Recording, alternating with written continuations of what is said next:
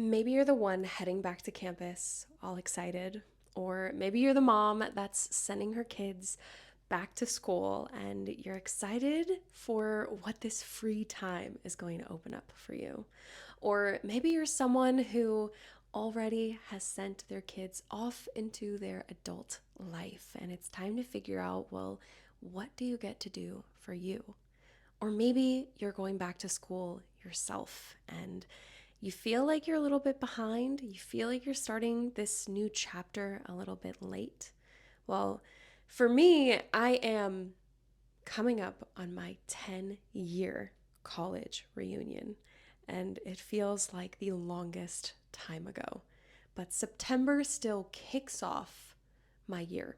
That's still how my brain works when it comes to school and when it comes to the year. And whatever part of life you are in right now, this episode is your permission slip to reset, to start again, to learn something new.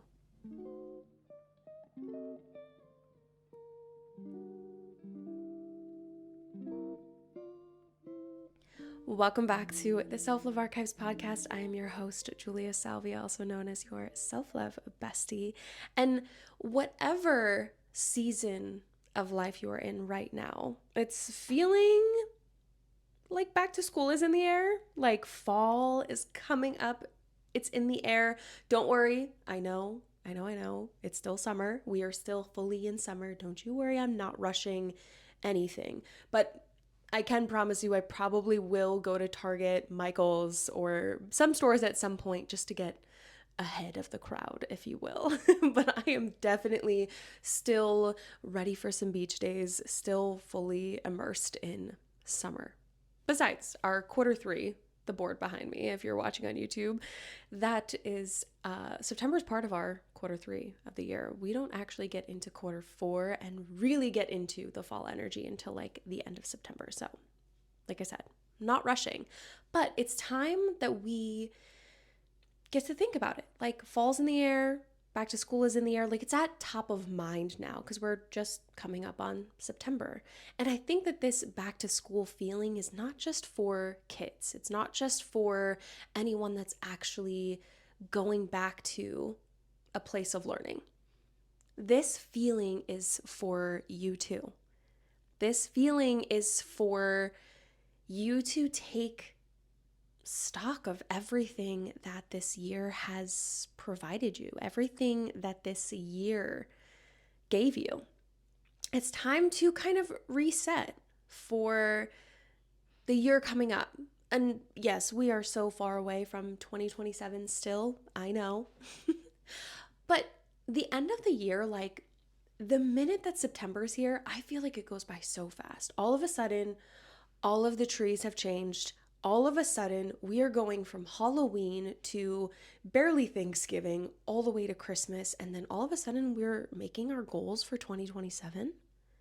Like, it really does happen that fast. So, this episode is all about giving you the permission slip to utilize September as your reset. That's why I wanted to share this with you in August, because I know it's still at top of mind. And truly, when we reach September, it's going to go by so fast. So I want you to have everything that you need to give yourself, even though I'm giving you permission, I want you to give yourself permission to start thinking about the things that you want to do, the things that you want to learn, the things that you want to spend more time doing up until the end of this year. I really just love this fresh start energy of September and this moment in time where maybe a lot of us are going back to these more rigid routines because we're either going back to school, our kids are either going back to school, or even if it's just this shift because the sun and the moon are changing their course of how long there is light and how long there is night. The rhyme was pun intended. If you are currently a student, there can be so much pressure around needing to have it all figured out. And I want you to know that you don't have to have it all figured out. Okay? You do not need to have it all figured out. You need to know what you like. You need to know more about you and less about what administration, your parents, your friends, what everybody is in your ear telling you about what you need to be doing. I'll give you an example. When I was in high school, it never logically made sense to me that I would take physics. Like, I was like, why am I taking physics? I did horrible in chemistry. Like, I definitely think I got a D, though my teacher was great. He was hilarious and really made chemistry fun, but it just didn't lock into my brain, you know? So I was like, physics, I don't know her. I don't want her. I'm not taking her. And I had the option to not take her, but I was very, very heavily advised against it. But the logic in my brain was like, I'm going to college for business. I do not need physics. It's not a prerequisite that I have physics. And even though everyone pressured me to take physics, I said, yeah, no, I'm not taking physics. And I ended up taking college biology, paid $300 for the college biology course, or my parents paid for the college biology course. Thank you so much. And I actually ended up getting 4 credits towards college. So, and turns out I actually didn't need physics at all. Never took physics. All I know is that what goes up must come down, unless you're in space. And I know, especially for college, there's always this pressure about figuring out what you want to do, figuring out what your major is going to be, figuring out what you want to focus on. Now, in some ways, yes, it's important to have some sort of a path or an idea of what you want to do, because there are some careers that do require certain specific degrees. But in a lot of cases, you're going to leave this environment and you are going to create your own career and your own path that is unique to you. There is, out of 10 people, right? 9 of them. This is no statistic. This is my own statistic of people I know personally. 9 of those 10 people did whatever in college, and whatever degree they left with wasn't actually what they went to go do. And what they ended up doing was kind of just a byproduct of the things that they were passionate about, the things that they loved, the opportunities that came across the table for them. So don't put so much pressure. All that to say, don't put so much pressure on needing to have it all figured out right now. If it feels good and it feels aligned, that's the direction you go in. This is your permission to grow, not perform. For the moms, the ones that are sending her kids back to school, whether you have kids going to preschool, kindergarten, elementary school, middle school, high school, college, this is the time where you get to rediscover who you are outside of being mom. Whether you are someone that works and is also a mom, whether you are just a full-time mom, who are you outside of mom? Who are you outside of taking care of your kids? You now are in the space where there's this opportunity that I could imagine could be heartbreaking but freeing at the same time, like to watch your kids go and to watch them grow up and be in this new place in their life, versus the excitement that it gives you to maybe have a little bit more time for yourself, for your other projects, for your passions, for your hobbies. What does that look like for you? This is your permission slip to start rediscovering things about yourself that maybe you've been really wanting to try. Maybe it's a new workout class. Maybe it's time to actually finish the book that you started. Maybe it's a moment of just peace. What does it look like for you? And now, what if you are the returner? What if you are returning back to school? What if you are returning back to learning and gaining knowledge and starting something new in your life? This is your permission to completely let go of the fear of starting too late. I've got heavy air quotes going. Starting too late, because there's no such thing. There's no such thing. You can go back to school, learn a new tool, task, start a new job. You can do something new at any point in your life, and it doesn't mean that you are too late. This is your permission slip to just go right into it, to embrace all of the newness and all of the feelings, and maybe even embrace that little bit of discomfort, because maybe you are going back to college to learn something new, to get a degree in something, and you haven't been in school like this in a long time. This is your permission slip to lean into it, to sit in that discomfort and to allow it to push you forward. And what if for you, you aren't going back to school, you aren't starting something new or starting a new job or learning something new or sending your kids off? Maybe this is just a new beginning for what the rest of your 2026 is going to look like. Maybe this is a new beginning of what you want to do to grow, how you want to participate in all of the things that are coming up, because we know the end of the year, it's got a lot packed in there. And maybe this is your mid-year review. I always feel like June is a little too soon to be doing a mid-year review. It feels too quick. I'm like, the year's not really halfway there yet. But then August and September kind of feel like this perfect timing to do exactly that, kind of like a mid-year review. Taking a look at what went well for you in 2026 and what are the things that you still want to work on, because there's still 4 full months left in the year. We are not at the end just yet. So what is your version of back to school this September? As adults, we avoid literally anything that we are not good at. Do you agree?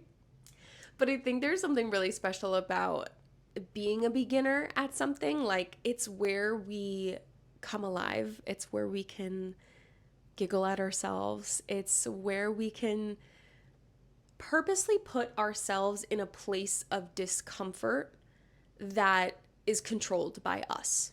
And when we are placed in such an intentional spot of discomfort, it only leads to growth. Oh my gosh, it started pouring outside. Hopefully you hear it and it's very calming. I think one of my favorite things to listen to in the fall season is those really vibey rain sounds on YouTube. And I just listen to it literally all day. And it's so calming. And this is giving the vibes right now. I don't really want it to rain because I have a lot to do today, but this is really giving the vibes for this episode. So my question for you is, what do you want to learn right now? What is getting you excited? What is something new that you've been wanting to try? I would say the past couple of years, I've been very much in this place of like pushing myself to do new things. And when I tell you, it gives you this just like sense of utter joy, because I'm getting to choose what I want to try and what I want to do. And I'm not going into it with the mindset that I'm going to be amazing at it, because I might suck. But I also might surprise myself. And maybe at the very least, if I don't surprise myself, maybe I just learn something about myself. Maybe I'm learning that I might not love this as much as I thought I would. Or maybe it has nothing to do with whether I'm learning something or not, or whether it's surprising me or not. Maybe I'm making friends doing it. And I think all of those things can be true and all of those things can be really amazing, but it's up to you to actually put yourself in those positions, in those places, in those spaces to potentially make those things happen. Okay, so this is what I want you to do. I want you to start thinking about it right now because we still have about 2 weeks left in August, but think about what you want to start in September. Do you want to study and focus on a literal degree, like a college degree or a new program? Do you want to learn something that you've never learned before? Or do you want to focus on rebuilding your identity or softening your heart? For me, actually, this is totally unexpected because it really was, it's been something I've been thinking about, but funny that I had no intention of starting it in September, but it's looking like it's going to just happen that way. But I am going to start going to therapy. I actually have an interview with a therapist, or just like a little like consult call with a therapist tomorrow. And I've been in therapy before and I am all for therapy. I think for me, I struggled to find the right therapist. And then when I was much younger, I had not so great experiences with therapists. So I also realized in going to therapy when I was more of an adult, the last time I had gone, that I found so much more healing in doing the work in a lot of other ways than just going to therapy, which I think the two go hand in hand anyway. I felt like a therapist that would fit what I was looking for would fall into my lap. I really do believe that. So I never went seeking for one because I never felt like I was in a position to want or need to seek for one. And this one kind of just like fell in my lap, and I'm excited for our call. If it works out, amazing. If it doesn't, that's okay. I think that if it doesn't, then I might take the time to actually go look for another one and see if maybe there is one out there that is a good fit. But I think that is my curriculum, my learning for the fall season. I'm a little nervous, truthfully, because I think I'm always like, they're going to see me. They're going to see everything about me. And that's like kind of a scary feeling, even though I'm pretty open about who I am anyway. But they're going to see it from like a medical perspective. I'm like, oh my God, am I crazy? And who knows? I could be. I'm really excited for it, but I'm also nervous at the same time. And I think that is my studying, my curriculum, and the things that I'm going to do to better myself as I move forward in this chapter of my life at the end of 2026. So I want to know what yours is. What are you studying? Is it an actual degree? Are you working on yourself? Do you want to read more? Do you want to learn a new language? What are your focuses? What's your back to school vibe for September and for the rest of fall? And a really important question if you are struggling to figure out what that is for you. What would you sign up for if no one was grading you on it? If no one was grading you on it, if no one was judging you on it, what would you sign up for? What would you go and do? Maybe that'll help. One last little tidbit that I think could be so helpful too, because again, starting something new can be scary. Even if we've been used to doing it, it's like we're starting something over. It's like, okay, you're a junior in college, right? You know the process. You were a freshman, you were a sophomore, and now you're a junior. You know what it's like to go move back to school, to start the semester, to walk into a new class, but it's still nerve-wracking. It's just like walking into a new gym for the first time. Like you've probably walked into a couple of gyms for the first time and it's a little nerve-wracking at first and you're doing it again. But something really small that I think could make it just a little bit easier is kind of romanticizing this routine of yours. So, getting yourself a brand new, super cute notebook to take with you to these new classes that you're taking, or getting yourself a Polaroid camera that is going to, you could take pictures of the things that you're learning, starting a junk journal of all of the little pieces that you're picking up from this I don't know, new community that you're a part of. Or maybe you romanticize how you're learning a new language, and on social media you post about one word a day that you are learning to pronounce better and speak better. Romanticize it. I think it could really elevate the experience of this thing that you're doing and make it just a little bit more fun and a little bit more joyful. I'm super excited for this new chapter that you are starting, this reset that you are going to go through, and really grateful that you are starting it here on the Self Love Archives podcast. I want updates. Tell me how it's going. Give me the tea. Tell me what you're studying. Tell me what you're learning. And tell me what you're doing. Leave that in the comments below, or you can share on email. You can email me. I don't know if you knew that, but you can. I usually answer. Or you can DM me too. I also usually answer that. But my email is hello@theselflovearchives.com. Don't hesitate to reach out for anything at all. We will be here next week for the very last episode of August. It is actually our book club episode, and truthfully, I think I needed this book so bad.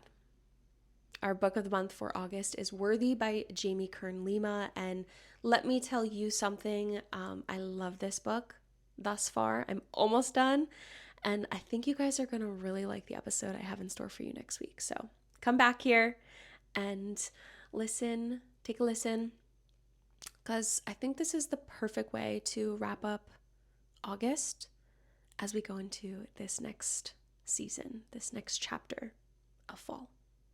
I love you to the moon and back. I will see you guys very, very soon, and I hope you have the best week ever. Bye.